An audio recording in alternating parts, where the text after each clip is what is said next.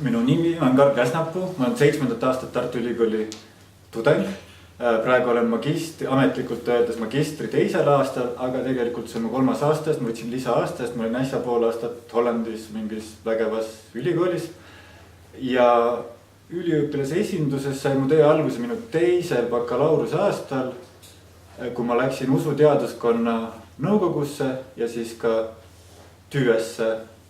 See oli siis tänases mõttes instituudi nõukogu ja siis hiljem ma olin selle instituudi üliõpilaskogu esimees ja siis ma olin kui valdkonnad loodi, siis ma olin kohe algusest peale valdkonna üliõpilaskogus ja siis valdkonna üliõpilaskogu esimees kuni viimase sügiseni, kui ma läksin Hollandisse. Olen tähele pannud siinseid toredaid võimalusi, vahel puudujääke ja vahel lihtsalt nagu olen inspireerinud sellest, mida on võimalik teha niisuguse nagu Eesti kõige varema ülikooli üliõpilaskoguga üldse nagu ühiskonna jaoks ja siis meie üliõpilaste jaoks. Sammu inspireerinud olnud, kui vanasti mõni juht vahetus, olin ka siis kandideerimise ääre peal, aga alati on elus rohkem asju käsil, kui teha jõuad.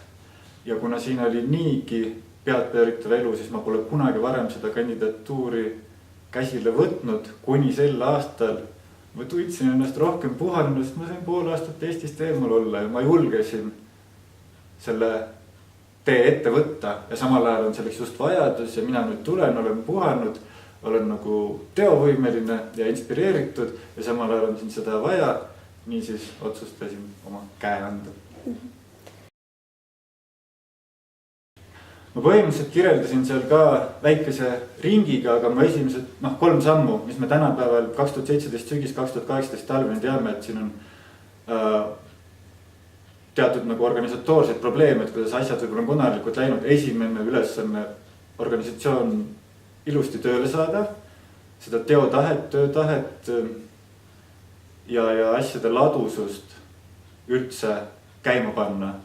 Siis teisena meie kohe tulevad valimised, et see organisatsioon järjepidevuseks toimima, seda ma olen ühtlasi 6 aasta jooksul õppinud, et iga kevadine raskus on, et leida uusi üliõpilaskandidaate erinevatesse instantsidesse. Et meil on vaja seda populaarsust, tuntust, nähtavust ja head mainet. Et nii kui saab selle asja natukenegi käima panna, et siis sellega kohe palju tegeleda, et me oleksime tähele pandud. Ja siis kolmandaks kõik need üliõpilaste esindamine, üliõpilaste poliitilised seisukohad võimalikud ükskõik mis ette tuleb ülikoolis ja ka võib-olla Eesti ühiskonnas, sest et üliõpilastel on jube kihvt sõna võtta positiivselt ja targalt, mitte karjudes, kui on nagu asju, mille kohta peab ühiskonnas rääkima.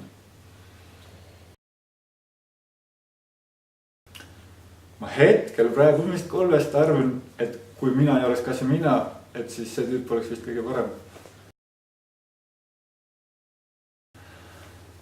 Mida ma olen mõelnud, et juhul kui otsustatakse mind valida, siis üks asi, mille eest ma seisan, on see, millest ma tahan seista, on see, et need, kes kõik asjaosalised, kes me siin seotud sellega oleme, et meie tööd ja tegemised oleksid huvitavad,